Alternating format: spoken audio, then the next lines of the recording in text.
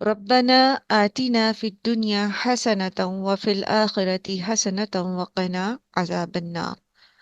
اے ہمارے رب، ہمیں عطا کیجیے دنیا میں حسنہ۔ ہم اللہ سے حسنہ مانگتے ہیں، ہم اللہ سے بھلائی مانگتے ہیں۔ بھلائی کیا ہوتی ہے؟ ہر وہ چیز جو آپ کو خوش کر دیتی ہے، جو آپ کے لیے فائدہ مند ہوتی ہے، جو آپ کے لیے باعث سکون ہوتی ہے، وہ بھلائی ہوتی ہے۔ ہر وہ چیز جو آپ کی آخرت کے لیے اچھی ہوتی ہے، وہ بھلائی ہوتی ہے۔ اگرچہ کے سامنے اپرنٹلی آپ کو وہ نظر نہیں آ رہی، آپ کو وہ سمجھ نہیں آ رہی، آپ اس کو ایک بھلائی کنسیڈر نہیں کرے، لیکن وہ بھلائی ہوتی ہے، کیونکہ اس میں آپ کی آخرت جو ہے اس کی خیر ہوتی ہے۔ خیر اور بھلائی، حسنہ جو ہے، ہر وہ چیز جو بہترین ہے آپ کے لیے۔ تو ہم اللہ تعالیٰ سے دعا کرتے ہیں، ربنا آتنا فی الدنیا حسنتاً، اور یہاں پر نکرہ جو ہے اللہ سبحانہ و تعالیٰ اس نے استعمال کیا ہے حسنہ کے لیے، الحسنہ نہیں کہا گیا، کسی ایک بھلائی کی بات نہیں کی گئی۔ دنیا میں تمام مدارج کے اندر، تمام جو آپ کی فیزز آف لائف ہوتی ہیں، اس میں ہر فیز آف لائف میں ہر بھلائی، بہترین اپرچونٹیز، پڑھائی کے لیے، رزق کے لیے، آ، آپ کی ڈومیسٹک لائف کے لیے، آپ کی سوشل لائف کے لیے، آپ کے سروائیول کے لیے، ہر ایک جگہ پر بہترین بہترین جو آپ کے لیے بہترین ہے، آپ اللہ سبحانہ و تعالیٰ سے وہ مانگتے ہیں۔ پھر دنیا حسنہ وفی الآخرۃ حسنہ، اور آخرت میں بھی بھلائی۔ اور آخرت جو ہے وہ موت سے لے کر جنت میں داخلے تک، یعنی فیصلہ ہو جانے اور پھر اس میں پل صراط سے گزر کر داخل ہو جانے تک کا راستہ جو ہے وہ آخرت کہلاتا ہے۔ میدان کب موت، قبر، حشر کا میدان، پل صراط پہ سے گزرنا، قنطرہ پہ سے گزرنا، اینڈ دین انٹر ان دا جنہ۔ ہر مرحلے پر اللہ تعالیٰ سے بھلائی کا سوال کرتے ہیں ہم، اللہ تعالیٰ سے اس چیز کا سوال کرتے ہیں کہ اللہ تعالیٰ موت میں بھی آسانی ہو،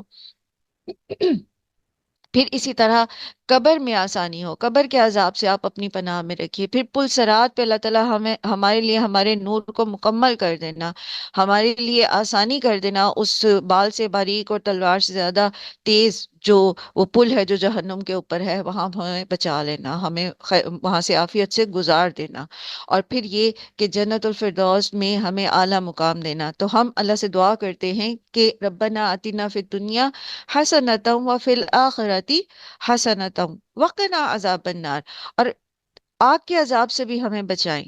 دو دو حصے آخرت کو دیے گئے ہیں دعا میں، اور ایک حصہ دنیا کو دیا گیا ہے، کیونکہ آخرت ہمیشگی کی ہے، اور آخرت کی بھلائی اس وقت تک مکمل نہیں ہوتی جب تک انسان جہنم کی آگ سے بچا کر جنت میں داخل نہ کر لیا جائے، جیسا کہ قرآن کریم میں بھی آتا ہے نا کہ جسے جہنم کی آگ سے بچا کر جنت میں داخل کر دیا گیا، وہ اصل کامیاب ہے۔ تو اصل کامیابی، اصل بھلائی یہ ہے کہ جہنم کی آگ سے بچا کر جنت میں داخل کر دیا جائے، اور موت سے لے کر، سکرات الموت سے لے کر، موت کے فرشتے جو ہیں اللہ تعالیٰ وہ جنت کا پیرہن لے کر آئیں، جنت کی خوشبوئیں لے کر آئیں، خوبصورت فرشتے آئیں، آپ کی طرف سے ہمارے لیے سلامتی کا پیغام لے کر آئیں۔ پھر جب ہمیں قبر میں اتارا جائے تو قبر میں ہمارے بہترین اعمال ہمارے ساتھی بن جائیں، ہمارے لیے خوبصورت ساتھی بن جائے، ہماری قبر جنت کا باغ بن جائے، یعنی ایک ایک لمحے، ایک ایک درجے کے لیے بھلائی ہم اللہ تعالیٰ سے مانگتے ہیں۔ سبحان اللہ، بہت خوبصورت دعا ہے۔ مجھے امید ہے ویسے بھی آپ لوگ تشہد میں پڑھتے ہی ہوں گے، کیونکہ بچپن سے یہ دعائیں جو ہیں یہ ہمیں یاد کرائی جاتی ہیں، تو اب پورے شعور کے ساتھ اس کو ہم انشاءاللہ اپنی دعاؤں میں شامل کریں گے۔ آگے چلتے ہیں، اور آگے انشاءاللہ اب ہم سیکھیں گے آج کی حدیث۔ ان ابی رقیہ تمیم ابن اوس الداری رضی اللہ عنہ، ابی رقیہ تمیم ابن اوس الداری سے روایت ہے رضی اللہ عنہ، وہ کہتے ہیں کہ نبی صلی اللہ علیہ وآلہ وسلم نے فرمایا، الدین النصیحہ، دین خیر خواہی ہے۔ قلنا، ہم نے کہا، لمن، کس کے لیے؟ قال للہ، اللہ کے لیے، ولی کتابہ، اور اس کی کتاب کے لیے، ولی رسولہ، اور اس کے رسول کے لیے، ولی ائمۃ المسلمین، اور ائمۃ المسلمین کے لیے، یعنی امت مسلمہ کے جو امام ہیں ان کے لیے، وعامتہم، اور تمام مسلمانوں کے لیے، عام مسلمانوں کے لیے۔ نصیحہ کیا ہے؟ نصیحہ کے معنی ہوتے ہیں اخلاص، خیر خواہی، وفاداری، درستگی۔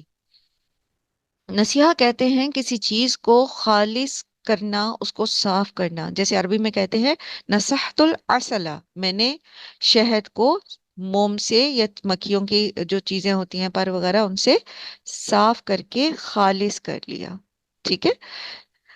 نبی صلی اللہ علیہ وآلہ وسلم نے فرمایا کہ الدین النصیحہ، دین سراسر خیر خواہی کا نام ہے۔ اگر آپ خیر خواہی کی جگہ نصیحہ ہی کہیں نا تو آپ اس کو زیادہ الیبوریٹلی سمجھ سکیں گے، ٹھیک ہے۔ دین نصیحہ ہے، نصیحت ہے، نصیحہ کیا ہے؟ دین ہے خیر خواہی، کس کے لیے؟ اور اخلاص اور وفاداری اور درستگی، کس کے لیے؟ اللہ کے لیے، یعنی دین سراسر حقدار کے حق کی حفاظت ہے، اللہ کے حق کی حفاظت، ٹھیک ہے۔ اس میں درستگی، اس میں اخلاص، اس کے ساتھ وفاداری۔ وہ کیا ہے؟ اللہ کے حقوق کیا ہے؟ اللہ پر ایمان لانا، شعوری ایمان لانا، توحید کا اقرار کرنا، اس کو ہر عیب اور ہر طرح کے شرک سے پاک قرار دینا، پھر اللہ تعالیٰ کی اطاعت اور فرمانبرداری کرنا، یہ بھی کیا ہے؟ اللہ کے حقوق میں شامل ہے۔ اور اللہ تعالیٰ کے تمام عیوب سے پاک قرار دینا، اس کی تسبیح کرنا۔ پھر کتاب اللہ، کتاب اللہ کے لیے نصیحہ کیا ہے؟ کتاب اللہ کے لیے نصیحہ ہے اس کی قرات کرنا، اس پر تدبر کرنا، اس پر عمل کرنا۔ پھر ولی رسول ہی، اللہ کے رسول کے لیے نصیحہ کیا ہے؟ یعنی اللہ کے رسول کے لیے خیر خواہی کیا ہے؟ تو آپ صلی اللہ علیہ وآلہ وسلم پر ایمان لانا جیسا کہ اللہ نے سکھایا، اور آپ کی تعظیم کرنا، اور آپ سے محبت کرنا، اور آپ صلی اللہ علیہ وآلہ وسلم کی پیروی کرنا، یہ سب سے زیادہ اہم ہے، ایمان اور پیروی اور محبت اور تعظیم کے ساتھ۔ پھر ائمۃ المسلمین کے لیے نصیحہ کیا ہے؟ یعنی جو لیڈرز ہیں آپ کے، جو آپ کی دین کے لیڈرز ہیں، اس میں دین کے اعتبار سے امام ہیں، یا جو آپ کے سیاسی پولیٹیکل امام ہیں، آپ کی امت مسلمہ کے یا ایک اسلام کے اس کے لیڈرز ہیں، تو ان کے لیے خیر خواہی کیا ہے؟